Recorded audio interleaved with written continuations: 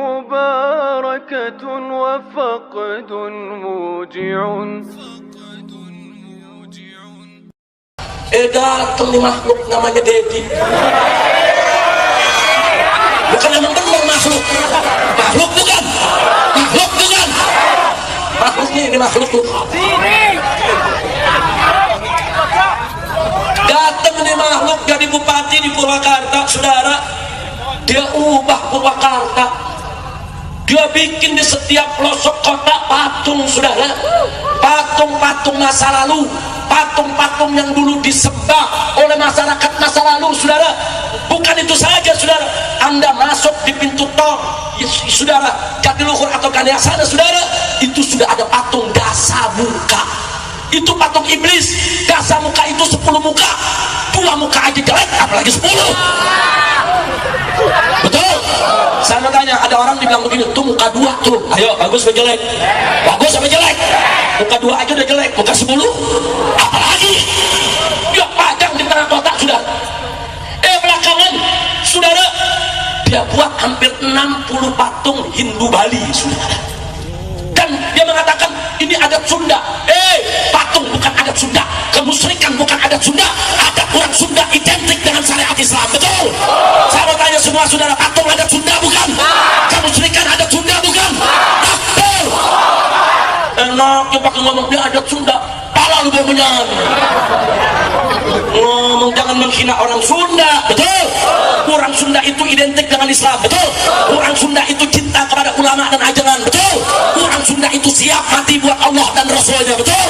Patung bukan adat Sunda, kemusyrikan bukan adat Sunda, betul? Takbir. Dia bikin patung. Bahkan saudara, dia buat program dari APBD untuk membuat 1000 patung se-Purwakarta, saudara. Dari kota tasbih mau diubah menjadi kota patung. Saya tanya, kurang ajar tidak? Kurang ajar tidak? Terima atau tolak? Biarkan atau lawan? Takbir. Kan gini loh, syirik mensirikan, sesat mensesatkan menjadi hal yang biasa sekarang kan. Setingkat Pak Quraisy aja disebut sesat kan. Setingkat Pak Mahfud MD saja disebut sesat. Gitu loh, setingkat Pak Mahfud MD loh itu.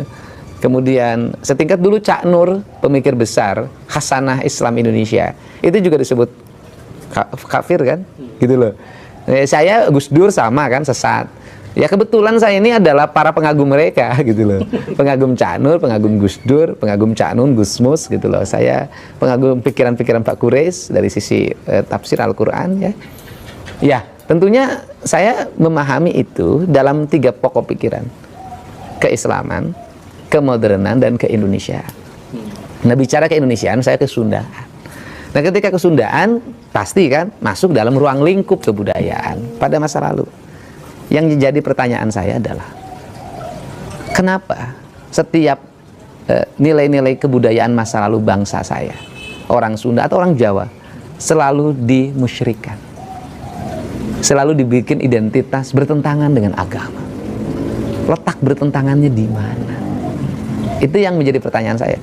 Tetapi ajaran kebudayaan yang dibawa dari Timur Tengah itu kan juga banyak yang bukan dilahirkan pada zaman Nabi.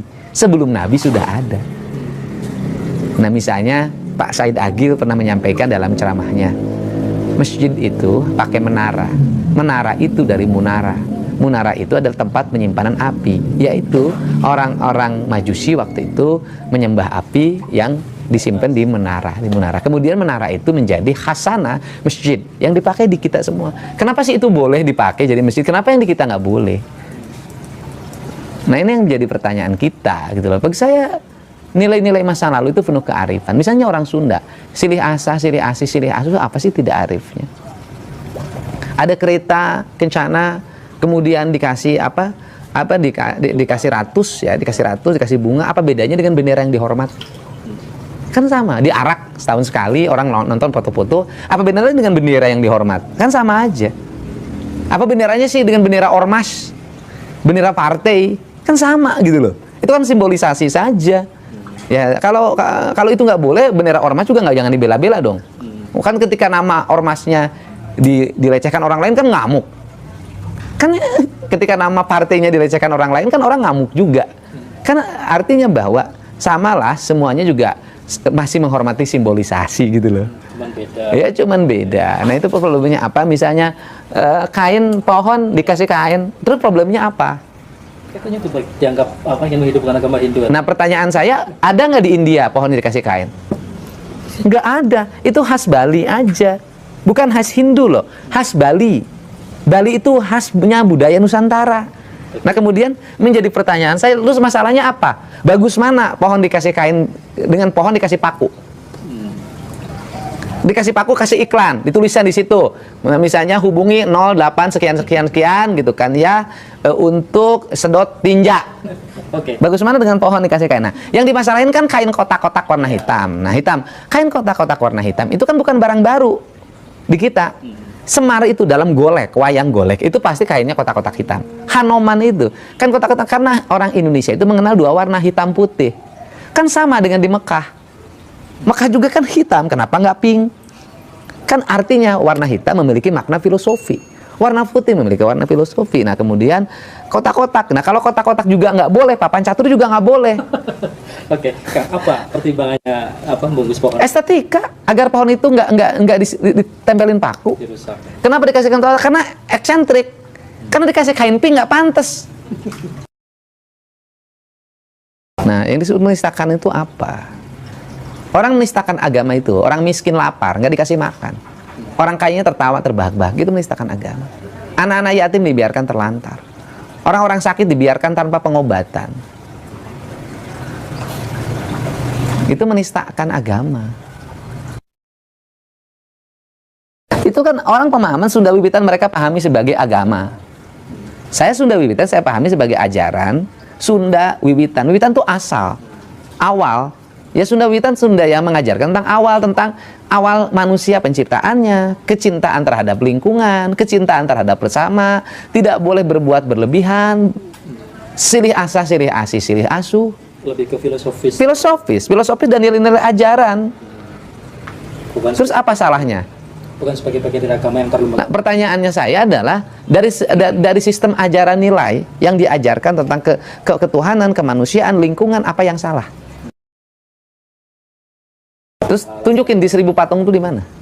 Katakan bilang seperti itu. Loh enggak, mereka salah pemahaman. Di Purwakarta itu patung itu bukan barang baru. Purwakarta itu punya industri keramik pleret, ya kan?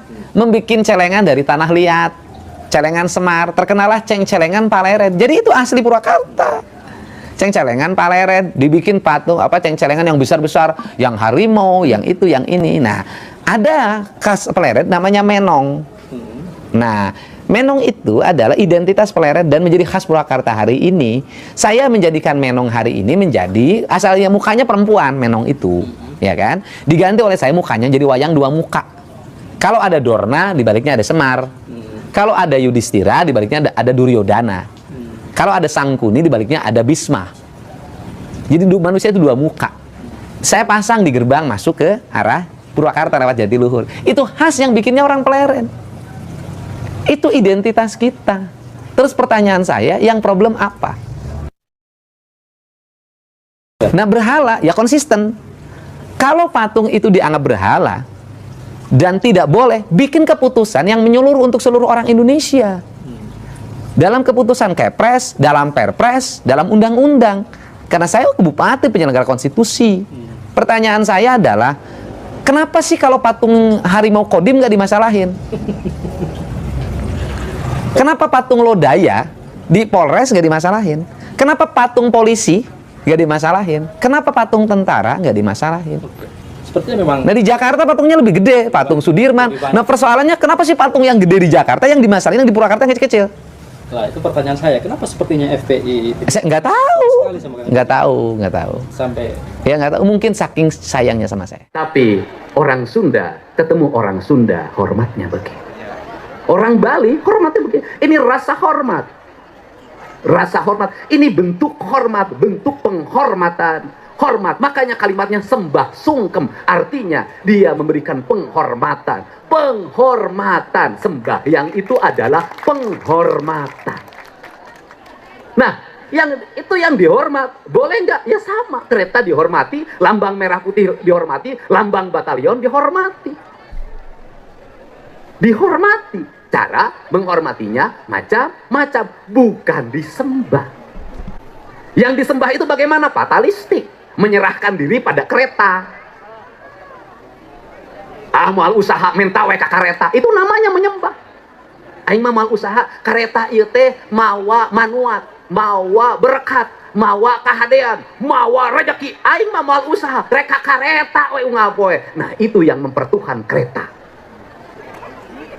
Nah, sama dengan kita, tradisi ada yang suntangan pada orang tua, itu sama bentuknya penghormatan. Nah, ini penting, tetapi kalau ditanya, ini penting. Ini saya tegasin, Deddy Mulyadi itu rasional, akademis cara berpikirnya. Saya, kalau jujur-jujuran, selama pemilihan kepala daerah, tak ada satu kuburan pun yang saya datangi, tak ada satu guru spiritual pun yang saya datangi. Yang saya ikuti adalah keinginan hati seluruh rakyat Jawa Barat. Dan saya hanya ziarah menjelang pencoblosan, itu ziarah pada ibu dan bapak saya. Karena bagi saya, itulah yang paling keramat dalam hidup, bukan yang lain. Nah, karena itu yang dibangun bangsa yang maju adalah bangsa yang rasional, bangsa yang akademis, bangsa yang fatalistik, tidak ada pernah kemajuan. Untuk itu saya mengajarkan pada semua, mari kita berpikir rasional. Apa yang menjadi kelemahan orang Jawa Barat? Percaya pada perdukunan, percaya pada ramalan. Siapapun orangnya, mengaku kelompok manapun, sama yang meramal itu adalah perdukunan, ramalan, bertentangan dengan prinsip-prinsip pikiran. Kalau hanya dijadikan rujukan, ya silahkan saja. Tapi kalau itu dijadikan pegangan, berbahaya bagi Anda. Banyak yang mau pemilihan kepala daerah masih pede sehari menjelangnya, tidak percaya pada hasil riset, tidak percaya pada analis penelitian, tidak bisa melangkah. Engke bakal dipilih, eta bakal ditiup ku aki, engke teh hate urang Jawa Barat digetarkeun. Itu biasanya kalau perdukunan begitu. Nah, ini nggak boleh. Kenapa? Bangsa yang percaya pada hal-hal yang bersifat klinik itu tidak akan pernah mencapai kemajuan. Dan ciri orang yang percaya pada klinik adalah gampang, kotor lingkungannya, berantakan penataan rumahnya, berantakan arsitekturnya, ruang lingkupnya gelap. Jadi kalau nyebut saya klinik, Pak Deddy Mulyadi itu paling apik, paling bersih, paling tertata. Nah, ini jadi saya minta, kenapa? Karena lahir banyak penipuan. Orang Jawa Barat itu orang yang paling sering kena penipuan, investasi bodong, kebanyakan korbannya orang Jawa. Ingin cepat-cepat jadi kaya, masuk dalam grup bisnis.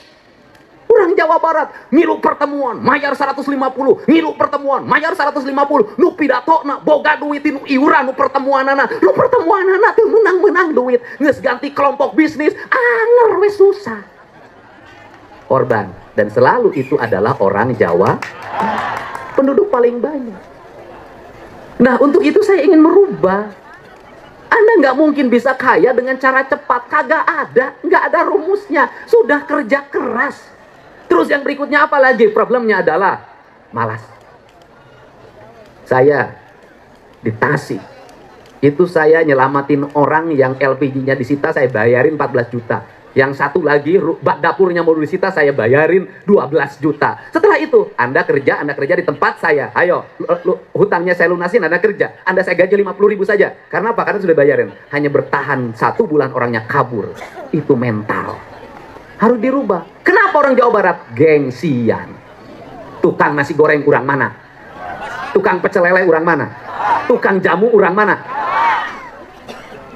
Ini. Jadi industri yang berkembang tidak akan bisa melahirkan multiplier efek ekonomi kalau masyarakatnya tidak memiliki kemampuan entrepreneurs.